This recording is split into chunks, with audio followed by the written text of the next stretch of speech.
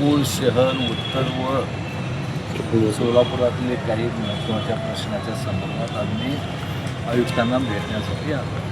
पहिली गोष्ट म्हणजे सोलापूर शहरामध्ये गेल्या अनेक वर्षापासून केंद्र शासनाने जे फ्लायओव्हर दिलं होतं, ज्या 2 फ्लायओव्हरच्या संदर्भात आजपर्यंत ते फ्लायओव्हर पूर्ण होऊ शकले नाही किंवा त्याचं टेंडरच निघू शकलं नाही आणि गेल्या 2-3 वेळा मुदत वाढून मिळालं. पण मला असं वाटतं की या सोलापूर शहरातल्या ज्या जिल्हाधिकारी असू द्या किंवा हे थोडं ह्यामध्ये कामामध्ये त्यांना असं वाटतं की फ्लायओव्हर झालं नाही तरी चालतं. पण येणाऱ्या परिस्थितीमध्ये आता सध्याला बघितलं तर सोलापूरमध्ये सातत्यानं सोलापूरमध्ये होणारा वाहतुकीची कोंडी ही बघितलं असता आता सध्याला तर आपल्याहीपेक्षा अगोदर 10-20 वर्ष पूर्वी लातूरसारख्या ठिकाणी किंवा अनेक ठिकाणी असं लहान लहान गावामध्ये फ्लायओव्हर झाले. पण सोलापूर शहरामध्ये काय या अधिकाऱ्यांना नको वाटतं हे मला कळत नाही.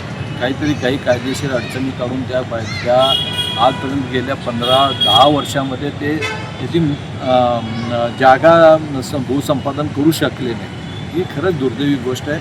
मला जिल्हाधिकाऱ्यांनाही भेटून त्यांनाही विचारावं लागेल की बाबा हे कशामुळं असं होऊ लागेल किंवा तुमच्या मनात काम करण्याची इच्छा आहे का नाही. भूसंपादन झाल्यावर काही लोकांचे जागा जाते किंवा आपला व्यवसाय बंद पडतो. पण आज काही एक मूठभर 2-4 लोकांसाठी हा पूर्ण सोलापूर शहराचा विकास थांबविणं हे चुकीचं आहे आणि त्याच्यासाठी कोण आपलं लोकप्रतिनिधी असेल त्यांनी त्याचा विचार करावा.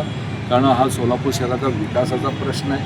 सोलापूर शहरात जनतेचा रोज होणाऱ्या या ॲक्सिडेंट असू द्या किंवा लोकांचा ज्या अनेक समस्या आहेत किंवा आपण बघतो की एखादं ॲम्ब्युलन्स निघालं तर त्याला किती वेळ लागतो दवाखान्यापर्यंत पोहोचण्यासाठी. या सगळ्या गोष्टी विचार केला तर ती ताबडतोब होण्याची गरज आहे.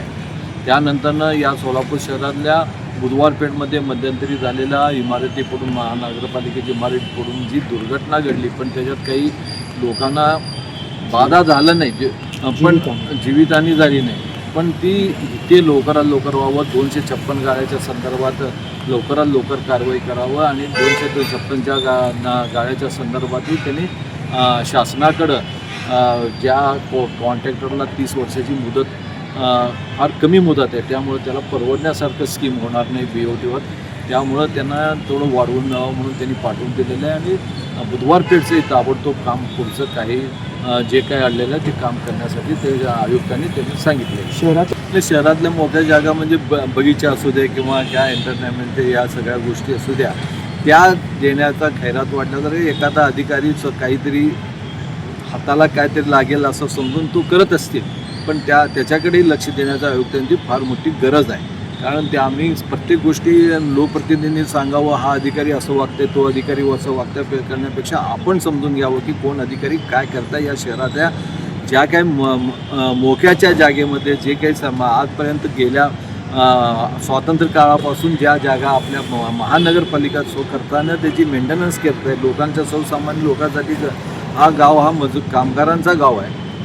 सर्वसामान्य मध्यम कुटुंबाचा हा गाव आहे आणि त्या लोकांना कुठलेही ज्यांना ज्या आपण सुविधा देतो ते सुविधा मोबदला देऊन मिळण्यापेक्षा फुकटमध्ये म्हणजे त्यांना परवडण्यासारखं त्यांना दिलं तरच तो त्या लोकांना आनंद मिळणार आहे.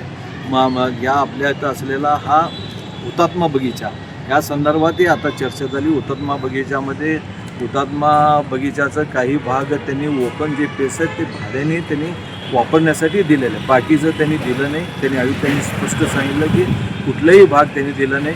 लोकांची तक्रार होती की मला सकाळी वॉकिंगला गेल्यावर ते म्हणत होते की वॉकिंगला फिरायलाही इथं चार्ज लागणार आहे. पण आता आयुक्तांनी स्पष्ट केलं की वॉकिंगसाठी चार्ज नाही. तिथल्या त्या कुठल्या गाड्या उभारतात त्याच्यासाठी चार्ज नाही आणि त्यांना जे ओपन स्पेस आहेत ते तेवढं मात्र दिलं. उड्डाणपुलाच्या बाबतीत उड्डाणपुलाचा निधी मात्र आपल्या केंद्र शासनाने मंजूर केलेले आहे आणि जे काही आपल्याला जे काही आपल्याला म्हणजे त्या उड्डाणपूलसाठी ज्या जागा ज्या खाजगी जागा किंवा सरकारी जागा आहेत त्या जागा भूसंपादन करण्यासाठी जे निधी लागणार आहे त्याला राज्य सरकारने आपल्या या राज्याचे आदरणीय मुख्यमंत्र्यांनी त्याची निधीची तरतूद केलेली आहे. पण केवळ आता भूसंपादन करण्यासाठी ज्या प्रायव्हेट जी जागा आहे त्याची तरतूद झालेली आहे महानगरपालिकेनं. पण जी जागा सरकारी जागा आहे ते जिल्हाधिकारी यांच्याकडनं ती व्हायला पाहिजे. ती फार लेट होऊ लागलेलं आहे. त्यामुळे त्याचा टेंडर निघू शकेल ना. एखाद्या वेळेस असंच वेळ झालं तर केंद्र सरकारनं ते कॅन्सलही करू शकतं आहे. आणि त्यामुळं आपली ओढ आहे की या सोलापूर शहराचा विकास व्हायला पाहिजे तर पहिल्यांदा आपण वाहतुकीची तरतुदी करायला.